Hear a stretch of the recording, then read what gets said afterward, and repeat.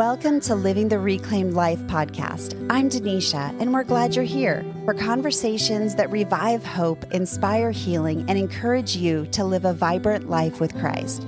So grab a cup of coffee as we chat with today's guest. Well, hello there. Today, Living the Reclaimed Life podcast has its first ever guest. And there is a reason that this particular guest had to be our very first conversation. Today, I get to introduce you to Nancy Nelson. And Nancy is the very first person to join Reclaim Story. And you guys, she is our executive assistant, but also, let me just say, in the great words of Jerry Maguire, she completes me. And it sounds funny, but when you hear who Nancy is and you hear the God story that brought us together, you will truly see why she is so important to me. So today, we're going to talk about that. We're going to talk about the God story that brought us together in ministry and lessons that both of us have learned along the way. So welcome, Nancy. Thank you. My pleasure to be here. Oh, so excited. So, Nancy, I think one of the things that our listeners have found so interesting about your bio is that you have your degree in electrical engineering. I do. Okay, tell us a little bit about that. Well, I was always good at math and science growing up, and I thought engineering would be a good profession where I could use those things and make a living. So I became an engineer, an electrical engineer, and I worked for about 6 years at IBM here in Tucson. Wow. And is that what you thought you would be when you grew up? Did you think you would stay in engineering? Yes, I did. All right. Well, and how did, you ended up, when I met you, you were, I guess, 18 years at that point. We worked together for 10 years. You were 28 years into our church ministry when you retired. Right. So how did you go from an engineer into ministry? What did that process look like for you? Well, it was interesting. I first thing, the church I was attending at the time that I worked at IBM, pretty traditional church, and I looked around and it seemed like if you could sing or play a musical instrument or teach the Bible to adults or children, that's what the church needed, was volunteers and staff to do those things. And I thought, well, I'm an engineer. They don't really need anything that I can do. But one day, the church decided to do a concert series, which meant selling tickets, assigned seating in the auditorium. And I thought, well, I could help with that. I'm good at counting back change. I played Monopoly a lot when I was a kid, so I could count back change. And it turned out that I learned that a lot of people that were helping with that, the idea of getting the right ticket to the right person for the right amount of money for the right concert was way too confusing, but it all made sense to me. And I learned from that, well, the church does need help organizing things, and I'm good at organizing things. Yes, she is. So that was my first ministry. Oh, and you are so good at organizing things. And I can tell you from being on staff, we need all of the gifts. We need all of the gifts around. Wow, I love that. On our website, you made a quote, and I'm going to read it here because I thought this was so interesting. I can clearly see how my entire journey thus far, even the smallest experiences and seemingly unrelated chapters, has led to Reclaim Story. I would love to hear and have our listeners hear more about how God had you on that path. What types of things did he start putting together to bring that to fruition? Okay. Well, I went from my ticket selling gig to being recruited by a mentor of mine into a fundraiser for a Christian ministry, and that would be Hands of Hope Tucson, doing a walkathon. And my job was handling the data. All of the walkers had to register, and they had sponsors who made pledges when they would do the walk, and all of that had to be organized and put into a computer, which in the early 90s was a interesting endeavor. Not everybody had a PC on their desktop and networked together. And that was a long weekend of a lot of data entry, data correction, and printing. A printer that had to run all night to print everything, and it would jam and it would run out of paper. And my husband, who was helping at the time, we ended up sleeping on the floor next to the printer in case it jammed or ran out of paper in the middle of the night. And it was a weekend with very little sleep. But at the end of it, I thought, I love this. I love that I am helping this organization to raise money using my gifts and skills so that they can do their mission. And that just kind of hooked me. And from there, I ended up going on staff at a church where I spent 28 years organizing things for the church. And I did everything from proofreading the newsletter, training volunteers, selecting application software. And so all of those things now come into play with Reclaimed Story, even the pro-life part being with Hands of Hope Tucson, which I thought was ministry that was a long time ago and a chapter in my life that was closed has come back now for Reclaimed Story. And now tell us a little bit, for those of us who aren't in Tucson, what is Hands of Hope? Hands of Hope is a medical facility that is pro-life that will help women who are facing an unplanned or crisis pregnancy with their decision-making process of what to do. And the medical part, they do sonograms, they offer counseling services, and to help women decide what their choices are, and hopefully that they would choose life. We mentioned earlier that there was a God story that brought you and I together. And, just hearing your history, you can see how in order to come to, if you came to Nancy on staff and you asked for Nancy's help with something, you needed to know what you were doing. You couldn't come with something, that like this idea. You had to have, hey, here's what I'm thinking. And then Nancy, you would help so much to poke holes in a plan and make sure that it was effective, efficient, whether it be a food line, where we were trying to figure out how to feed lunch to 2,000 people on a Sunday morning, or, the intricacies of an Easter egg hunt on campus, all of the different logistics from planning concerts, apparently, all the way. Right. And so in order to come to Nancy, this was just how I was wired. I thought I have to have my ducks in a row. I have to come to Nancy with a plan. And so how God kind of wove our stories together, we're both on staff at the same church. And I remember one day sitting at my desk and feeling kind of a prompting to share with you about Reclaimed Story. And, for those of you who are just kind of picking up and listening, Reclaimed Story is the ministry that spun off this podcast, Living the Reclaimed Life. And so Reclaimed Story was just beginning. And I thought, I have this desire to share it with Nancy, but you don't take Nancy a blank paper. You take Nancy a 5-year business plan, and your I's are dotted and your T's are crossed. And I promise you, she's so nice.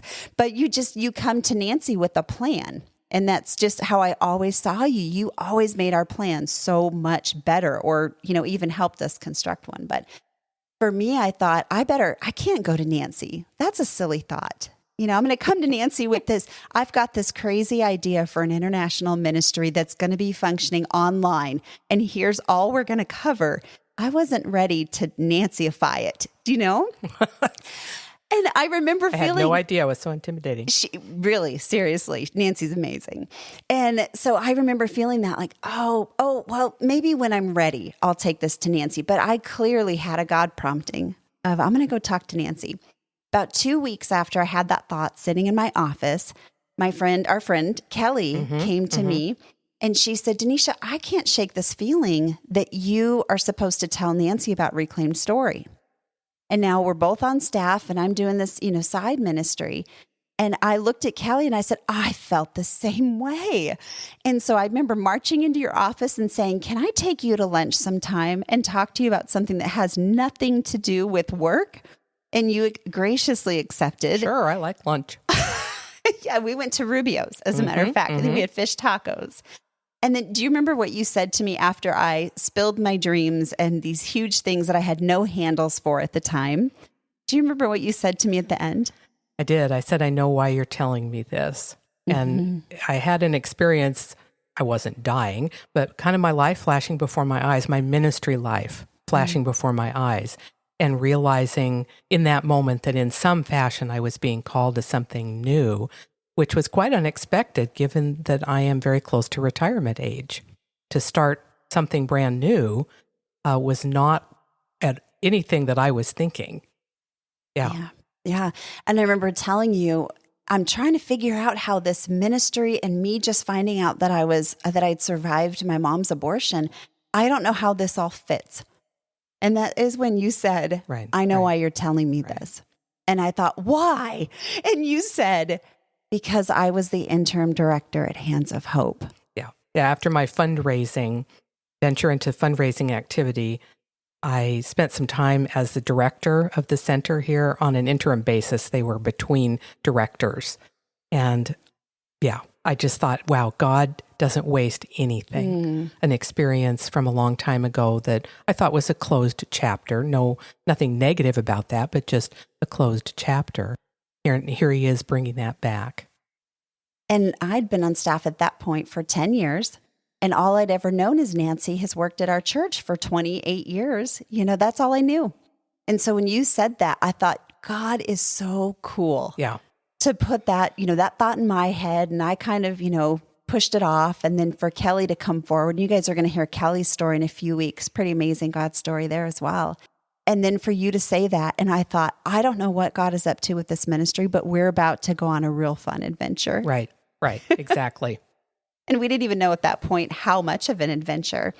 After that, I think a year and a half went by after our initial lunch at Rubio's, and you ended up retiring. How long were you officially retired for? I was officially retired for one day.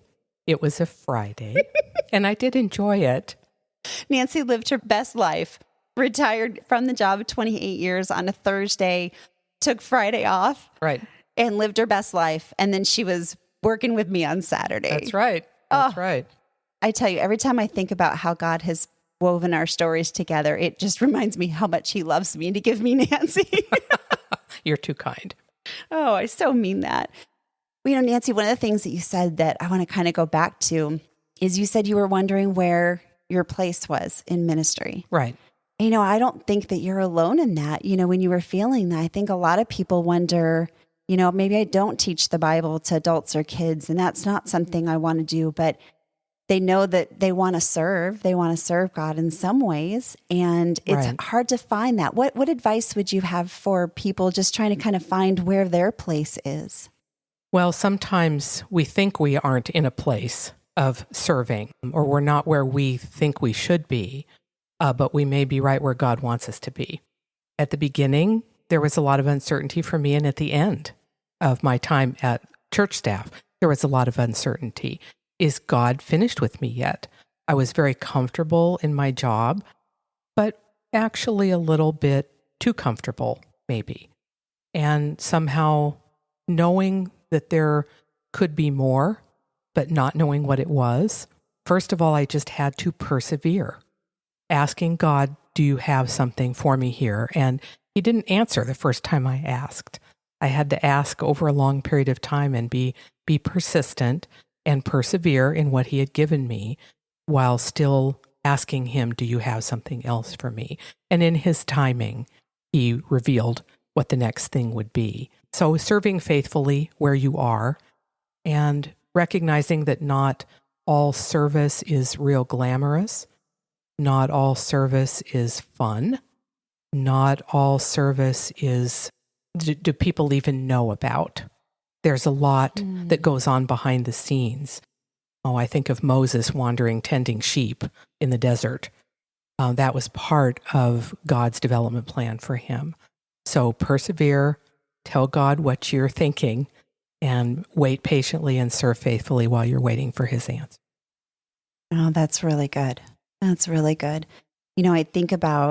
I remember when my kids were little, and it felt like I was constantly picking up Cheerios for the 17th time in a day, or, changing diapers. And it just felt very monotonous. And I remember seeing people who were serving at church, or just, different things that seemed really glamorous, and I remember thinking, I guess I can't do that, because it was in the day to day, for me with kids. And And it was a season that seemed very long, although in retrospect went by really fast. Yeah. But boy, the days are long. Yeah. What would you say to that mom who's picking up toys and changing diapers but has a desire to serve in ministry sometime? Yeah. You're doing God's work now, and he'll give you something else when it's his timing, when you're ready, when your family's ready. I had an experience about 10 years before I retired and came to Reclaim Story that I was primary caregiver for my elderly father.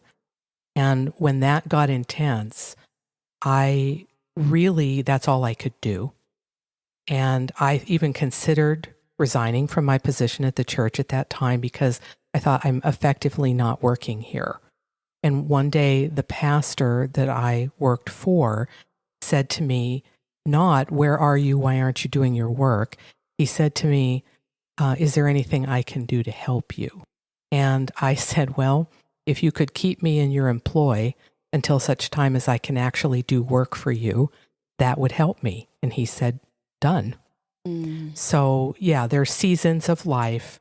And if you can fully embrace each season, which it was a difficult but rewarding time to care for my father until he passed away.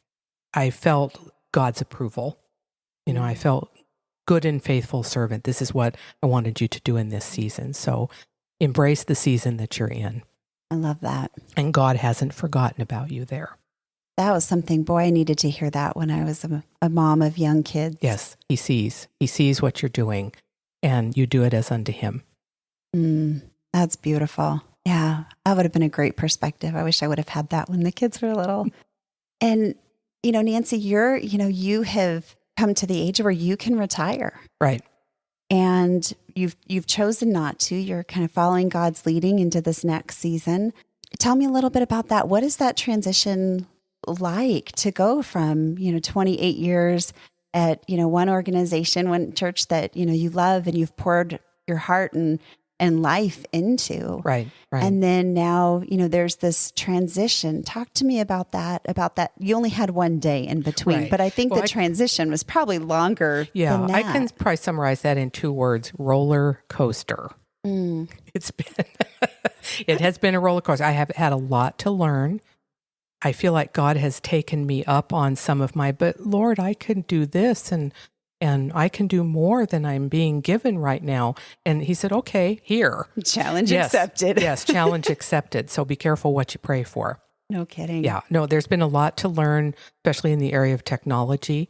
I had no idea that I would ever be a podcast guest, for example. Oh, look at you go. So all kinds of fun new stuff. Yep. I hope it's okay that I asked this. Did you ever question your place?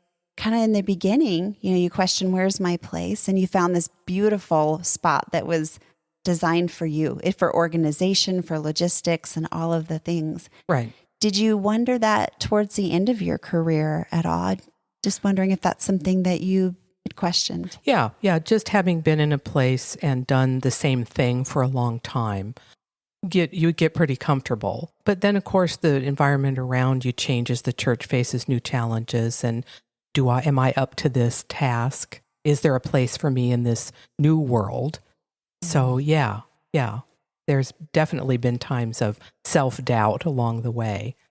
And you had so much wisdom for the mom, picking up Cheerios and toys. What would you say to a woman who's at that transition of going, have I aged out? Is there a place for me still here? And whether it be in the church, in ministry, what would you say to her? What wisdom would you have? I am finding through Reclaimed Story that younger women, as younger women always have things that they're struggling with in their life. And whether they know it or not, they need the care, the wisdom, the fellowship of older women. So if you're an older woman and you're not quite sure where your place is in today's fast-paced Zoom world, everybody going so many miles an hour, know that you are needed and ask God to show you, to provide a place for you, and then step out when an opportunity comes along. Give it a try. You may have to learn how to use headphones or talk into a microphone or whatever thing may challenge you, but God's got your back and God's got your plan. I love that.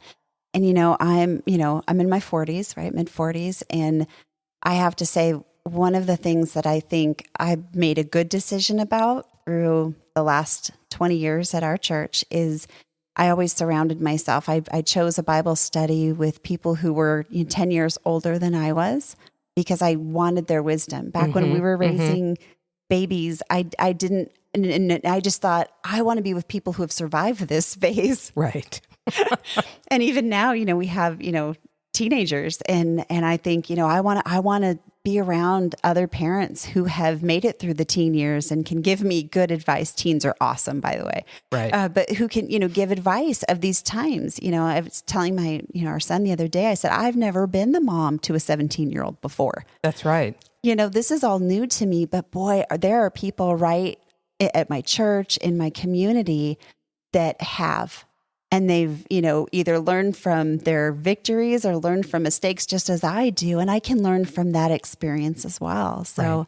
And I think there'll be a place at I know there's going to be a place at Reclaim Story to help match people up that way. People who have been through something with people who are going through that thing, whatever it is.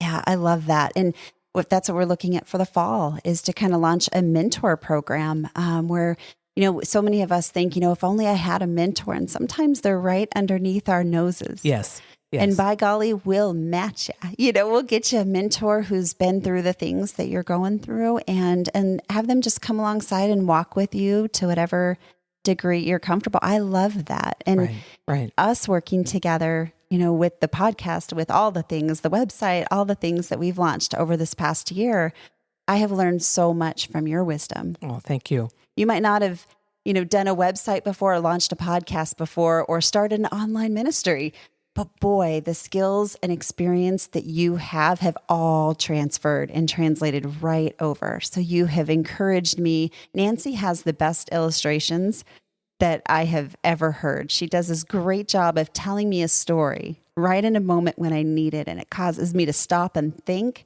and analyze through the lens of that story. And I've had so many aha moments with you in that. And I wouldn't have had that. Love that word, analyze. Yes, I love it. Yes, you would love that word, analyze. I do. So there's so much wisdom there. And I love what you said about just God's not done with you yet. Right. No, if you have breath in your lungs, God is not done with you yet. That's right. And That's right. And there's a place, there's a space, and there's people who need what you've learned and the experiences that you've gone through. And I think that's so important. Yes. If you have a story, which everyone does, and if God has reclaimed part of your story, which I'm sure he has, then we'd like to talk to you about being a mentor for someone else. And you don't have to be that many steps ahead of them to be a reclaimer. Absolutely. That's when we were just talking about that the other day, that somebody who has just started to, I guess, embrace their story for 2 weeks can reach out to someone who's on their first day. Right. Someone who's, wrestling with parts of their story, but they've been wrestling for 2 years, can reach out to someone who's been wrestling for 6 months. Right. There's always a way to give back and to help serve those around you. So I love that about God, that he doesn't waste any experiences, like you said. Right. Absolutely. Oh, well, Nancy, any last words of wisdom for our listeners today? Oh, check us out, reclaimstory.com. There you go. Well, you guys, I cannot tell you how, as you get to know Nancy over our Facebook group or through emails, if you email us at Reclaim Story, you're going to end up in Nancy's inbox. So give her some love because she is the glue that holds this organization together. We love her so much. And so that is why she had to be our very first guest. She is definitely our right hand, and we appreciate her so much. So thank you, Nancy. Thank you, Denisha. And if you want to connect with Nancy, you can connect with her through our private Facebook group. It's called Living the Reclaimed Life. And in there, we create a safe place for women to get to know one another, to heal in community, and to find hope in Christ together. And we have Nancy's wisdom in there. We would love for you to join us in there. So thank you for listening, and we will see you the same time, same place next week. Thanks for listening today. I pray that you found hope in today's conversation and maybe even feel a little less alone in your story. Stay connected with us on Facebook and Instagram at Reclaimed Story. Want to learn more about living a reclaimed life and how you can be a part of our growing community of reclaimers? Check out our website at reclaimedstory.com. All of those links and more will be in the show notes. And if you enjoy this inspirational podcast, be sure to subscribe, rate, and review. That is a huge help in helping us reach more people to live the reclaimed life. Thank you for listening, and we'll see you next time.